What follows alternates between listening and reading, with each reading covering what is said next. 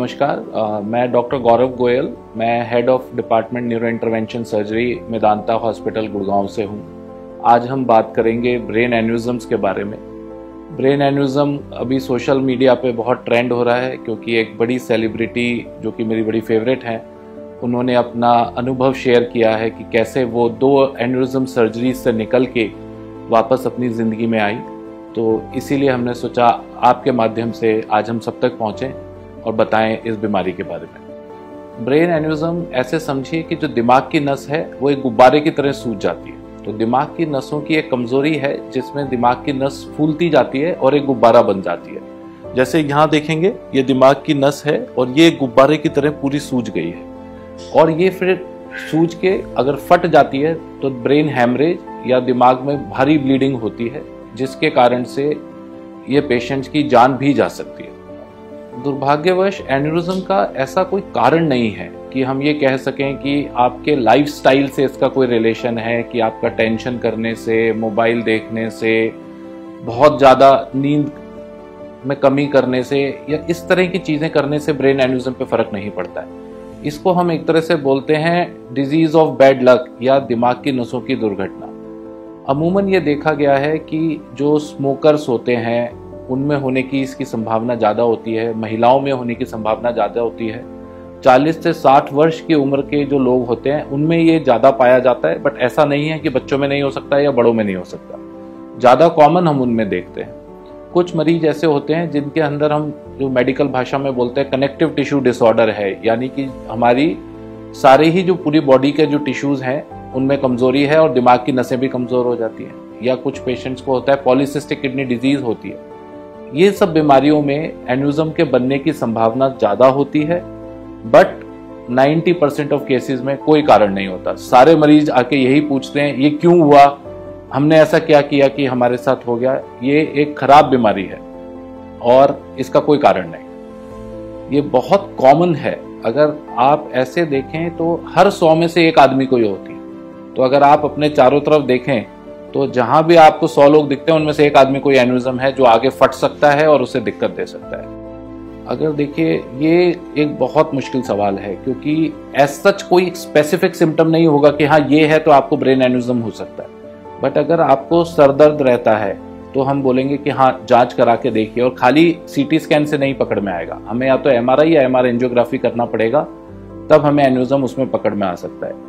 या अगर आपको लगता है कि मेरी आंख के पीछे लगातार दर्द रहता है, धुंधला दिखाई देता है, चलने फिरने में हमें दिक्कत होती है, बैलेंस बिगड़ जाता है, आवाज़ प्रॉपर नहीं आती है, एक तरफ के हाथ पैर में बीच बीच में कमजोरी आ जाती है, तो ये सब एक वार्निंग साइंस हो सकते हैं जिनके लिए हमें एमआरआई से इवेल्युएट करना चाहिए। और अगर एन्यूरिज्म पकड़ में आए तो अपने डॉक्टर से सलाह करके उसके इलाज के विषय में चर्चा करनी चाहिए।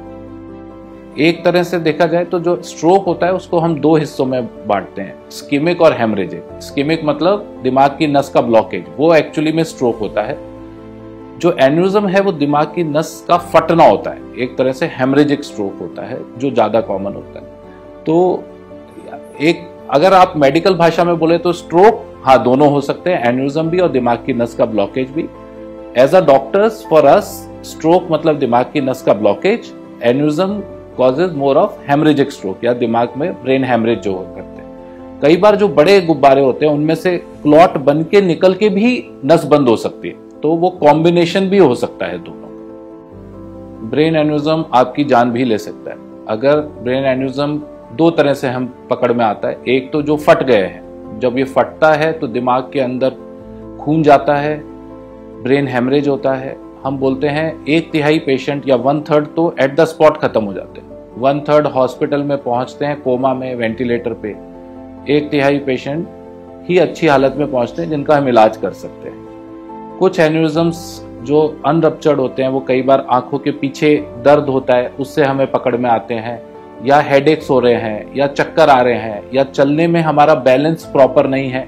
क्योंकि ये जो एन्यूरिज्म्स हैं ये काफ़ी बड़े होते हैं और ये दिमाग को दबाने लगते हैं। तो दिमाग के जिस हिस्से को दबाते हैं उसके फंक्शन में दिक्कत आती है और हमें ये पता लगता है। ज़्यादातर जो हमारा पता लगने का साधन है एमआरआई या सीटी स्कैन होता है, कि हम सीटी स्कैन या एमआरआई किया, उसमें हमने देखा कि ब्रेन हेमरेज है, फिर सीटी एंजियोग्राफी या एमआर एंजियोग्राफी से हम इस एन्यूरिज्म को पकड़ते हैं। ज़्यादातर अगर हम ऐसे देखें तो हमारे कुछ क्राइटेरिया बने हुए हैं।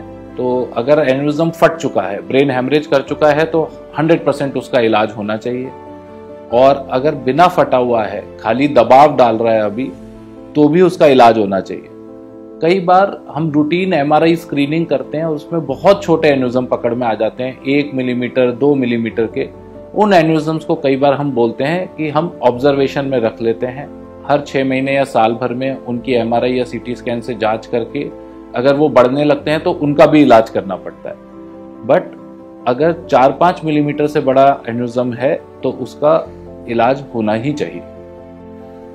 कोई दवाई नहीं है, कोई गोली नहीं है, तो या तो ओपन सर्जरी होगा या पैर के रास्ते से मिनिमली इन्वेजिव कॉइलिंग होगा।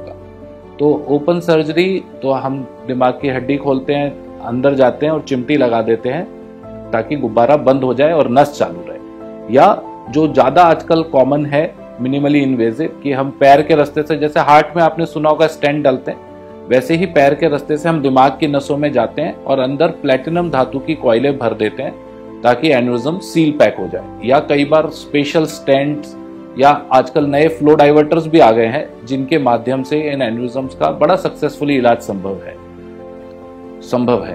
तो खासकर जो यंग पेशेंट्स होते हैं उनमें हमने कई पेशेंट्स ऐसे देखते हैं कि 30-40 साल की अवस्था में आए थे, एक एन्यूरिज्म था, उसका हमने इलाज कर दिया और 5-10 साल के बाद एक और एन्यूरिज्म बन गया। कम होता है ये, लेकिन संभव है। जो 60-70 साल तरफ के जो पेशेंट होते हैं उनके बाद में हम देखते हैं कि अगर एक ही एन्यूरिज्म था तो अमूमन दूसरा बनने की संभावनाएं कम हो जाती है। Lot of it. देखिए, आपको ये समझना है कि दिमाग की नसों का मामला है, तो दिमाग की नसों को जब हम रिपेयर करने चलते हैं तो हम बोलते हैं मिनिमली इन्वेजिव कॉइलिंग में भी 1-2% खतरा है, ओपन सर्जरी में भी 5 से 10% खतरा है, कहाँ पर एन्यूरिज्म है उसके हिसाब से। तो अगर दिमाग की नस फट जाती है, ब्रेन हेमरेज करके मरीज आते हैं तो बहुत हाई प्रेशर में आते हैं, तो आदमी कोमा में भी हो सकता है, लकवा भी हो सकता है, आवाज भी जा सकती है, सोचने समझने की शक्ति भी जा सकती है।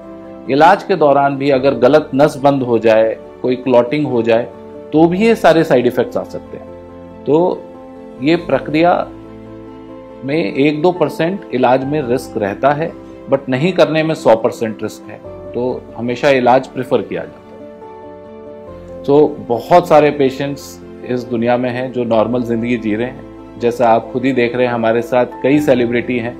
करंट जो यूएस प्रेसिडेंट हैं उनको भी एन्यूरिज्म ट्रीटमेंट हुआ है। He is the leader of the elected world today.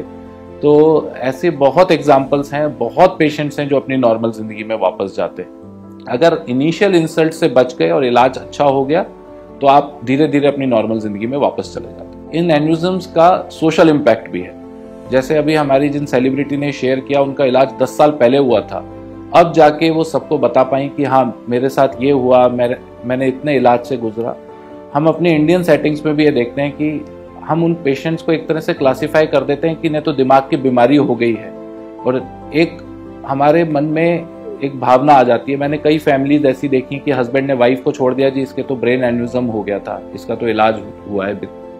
तो वो नहीं होना चाहिए। ये कोई दिमाग की ऐसी बीमारी नहीं है, दिमाग की नस फटी, आपने उसको रिपेयर कर दिया, आदमी अपनी नॉर्मल जिंदगी में चला जाता है।